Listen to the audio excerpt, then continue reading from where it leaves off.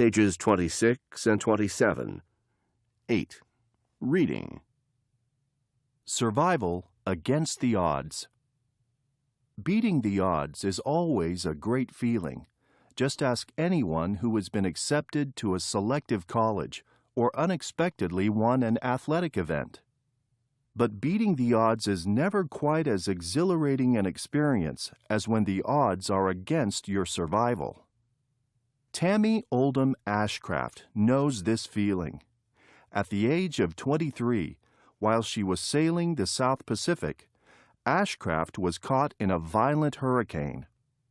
The 50-foot, 15-meter waves overturned her boat.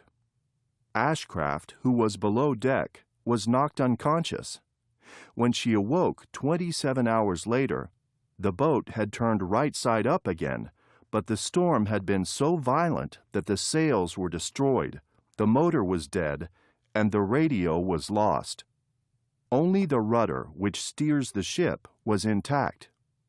Ashcraft was badly injured and disoriented.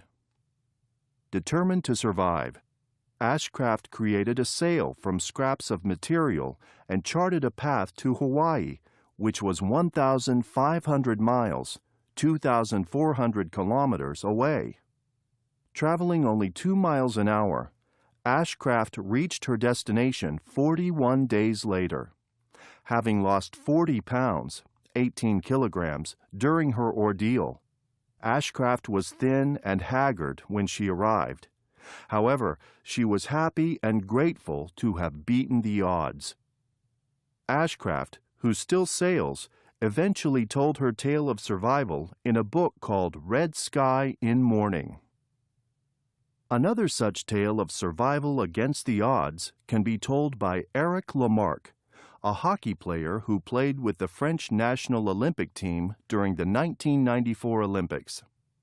One day in February 2004, Lamarck set out for a day of snowboarding in California's Sierra Nevada mountains. But by the end of the day, Lamarck found himself in a life-or-death situation. While looking for a good place to snowboard, Lamarck lost his way and ended up in the wilderness at the back of the mountain. Lamarck, who had expected to just be out for a couple of hours, had no food, very few supplies, and his cell phone battery was dead. All he had was a seemingly useless pocket radio. Once he realized he was lost, he decided to keep moving. Unfortunately, he chose the wrong direction, and over the next few days moved farther and farther away from safety and rescue.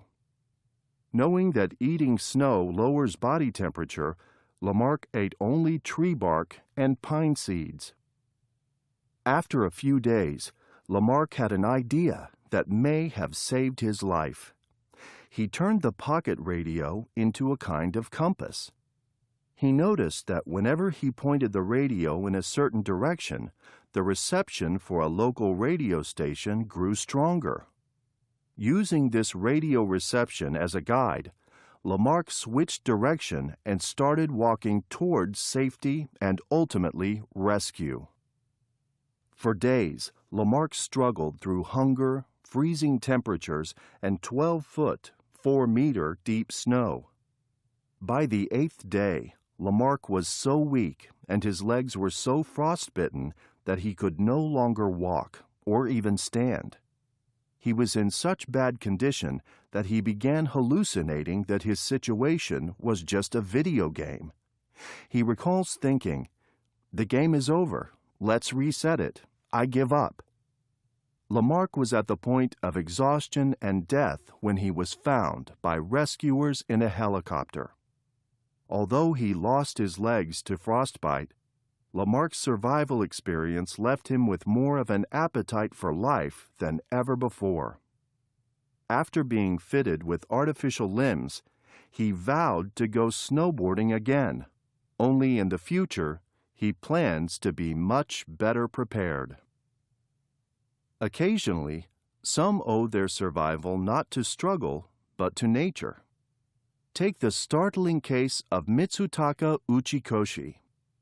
One ice-cold October day in 2006, Uchikoshi had been with a group on a mountain in western Japan. After wandering off into a field on his own, Uchikoshi tripped, hit his head, and was knocked unconscious. As Uchikoshi remembers, "I was in a field, and I felt very comfortable. That's my last memory." He remained unconscious in almost freezing temperatures without food or water for more than 3 weeks. When he was found in the freezing field 24 days after his fall, he did not seem to be breathing and had no detectable pulse. His body temperature was nearly 30 degrees below normal, and his organs had nearly shut down. Doctors assumed he was dead. Yet something incredible happened while he was at Kobe City General Hospital. He woke up. Even more incredibly, Uchikoshi, who was treated for severe hypothermia and blood loss, made a full recovery. Doctors believe that Uchikoshi's body went into a state similar to hibernation. In hibernation, the body temperature of an animal is lowered, and its breathing and heart rate slow down. Hibernation reduces the need for food and protects animals from damage to the brain and other organs.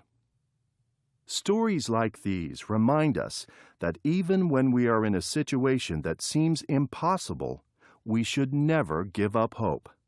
After all, there is always a chance that you will succeed against the odds.